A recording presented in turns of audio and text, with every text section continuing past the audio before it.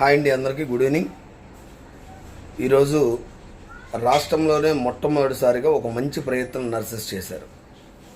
ఏంటా మంచి ప్రయత్నం అంటే, ఎప్పుడూ లేని విధంగా ఇప్పటి వరకు రకరకాల సంఘాల పేరుతో వేరే వేరే విభాగాలుగా విడిపోయి అనేక పోరాటాలు విడివిడిగా చేస్తూ అనేక ఫలితాలు, అది మంచా చెడు అనే విషయం పక్కన పెడితే చాలా ఎక్కువ శాతం చెడు ఫలితాలే, అంటే అనుకున్నది సాధించకుండా వెనుదిరిగినటువంటి పరిస్థితుల్లో రాష్ట్రంలో ఉన్న నర్సింగ్ ప్రతినిధులందరూ ఈరోజు విజయవాడ కేంద్రంగా సమావేశాన్ని ఏర్పాటు చేసుకున్నారు.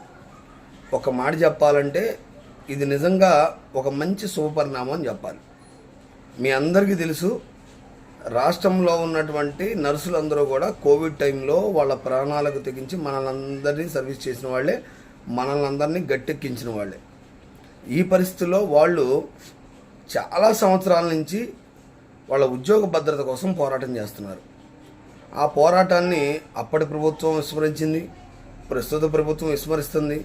ఇప్పటికి మేల్కొని ఖాళీగేం కూర్చోలా. అన్ని సంఘాల ప్రతినిధుల్ని మీరందరూ కలిసి ఓ చోట వచ్చి మనమంతా ఒకటే అనే మెసేజ్ ఇవ్వాల్సిందే అని చెప్పేసి వాళ్ళల్లో వాళ్ళే మార్పు చేసుకొని మనసుల్ని ఓ చోటకు చేరారు. అయితే దీనివల్ల ఎంత మేర మంచి జరుగుతుందనేది కూడా మనం ఆలోచించాలి.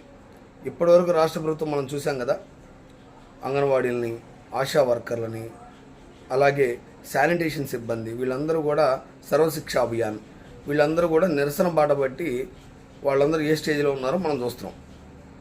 నర్సెస్ ఇదే బాట పడితే రాష్ట్ర ప్రభుత్వం ఏమైనా కదులుతుందా అంటే మనం ఒక్కసారి ఆలోచిస్తే ముందు వాళ్ళు అడిగేది న్యాయమైన ప్రశ్న కాదా మనం ఆలోచిద్దాం.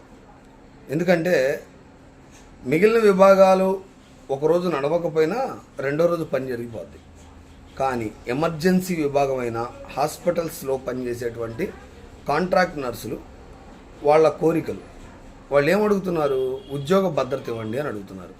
అంటే రాష్ట్ర ప్రభుత్వం 2010 చివరిలో లాస్ట్ రెగ్యులర్ నోటిఫికేషన్ విడుదల చేసిందండి. ఇప్పటి వరకు ఒక్క పోస్ట్ కూడా రెగ్యులర్ తీయలేదు. అప్పటి ప్రభుత్వం ఇప్పటి ప్రభుత్వాలు ఏవైనా కానీ మారుతూనే ఉన్నాయి, కానీ వాళ్ళ ఆలోచనలు మారట్లేదు. మనం మీకు తెలుసు కదా, కరోనా టైంలో మనందరం ఎన్ని స్టేజ్లు అనుభవించో, ఎంత ఇబ్బంది పడ్డాం, ఆరోగ్యపరంగా మనం ఎన్ని సమస్యలు ఎదుర్కొన్నాం. వీటన్నిటినీ కూడా నిజంగా ఆ నర్సులు చేసినటువంటి సేవలను చూస్తే, వాళ్ళు ఇచ్చినటువంటి సహకారం, వాళ్ళు ఇచ్చినటువంటి ఆ టైంలో నిజంగా రోగులకి కన్న తల్లుల్లాగా వాళ్ళు చేసినటువంటి సేవలు ఈరోజు మనం ధైర్యంగా తిరగలుగుతున్నామండి. అటువంటి పరిస్థితిలో ఉన్న వాళ్ళని కాంట్రాక్ట్ వ్యవస్థలోనే ఉంచడం అనేది చాలా దుర్మార్గమైనటువంటి చర్య. నేనైతే పూర్తిగా ప్రభుత్వ నిర్ణయాన్ని వ్యతిరేకిస్తున్నాను. కనీసం కరోనాలో చేసిన సేవలు అవ్వచ్చు, లేకపోతే నర్సులు ప్రస్తుతం ఆసుపత్రిలో మనకు చేస్తున్న సేవలు అవచ్చు, ఏమన్నా కానీ వాటన్నిటిని దృష్టిలో పెట్టుకునైనా వాళ్ళ సేవల్ని గుర్తించైనా రాష్ట్ర ప్రభుత్వం వారిని రెగ్యులర్ చేయాల్సిన అవసరం అయితే తప్పనిసరిగా ఉందండి. ఈ పరిస్థితుల్లో రాష్ట్ర ప్రభుత్వం అసలు రెగ్యులర్ చేసిద్దా అంటే నేనేమంటానంటే, చేయకపోవడానికి కారణం ఏంటి? అసలు వెతకాల్సిన కారణం ఏంటి? ఈ కారణం చేత చేయట్లేదని ఏమన్నా చెప్పొచ్చా? అటువంటిది లేదు, కంపల్సరీ చేసి తీరాల్సిందే. ఎందుకంటే ఈరోజు విడివిడిగా పోరాటం చేస్తున్న వీళ్ళు ఒకే మాటగా ఈరోజు ఒకే వేదికగా వాళ్ళందరూ కూడా వచ్చారు.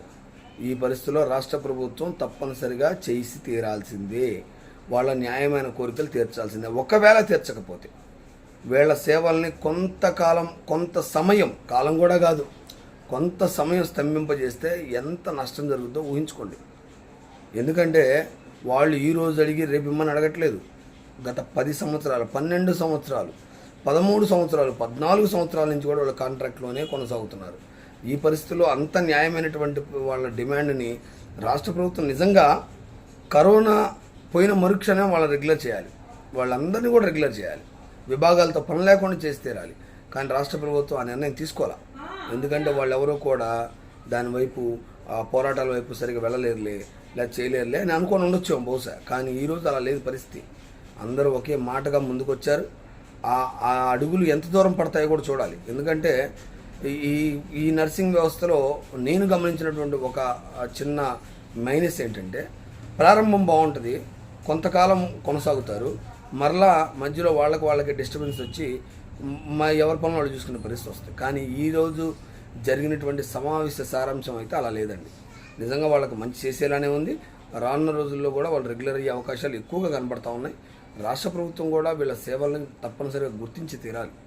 ఎందుకంటే ఈరోజు లక్షలాది మంది నర్సింగ్ అధికారులందరూ కూడా రోడ్ల మీదకి వచ్చేటువంటి పరిస్థితి కనపడతా ఉంది.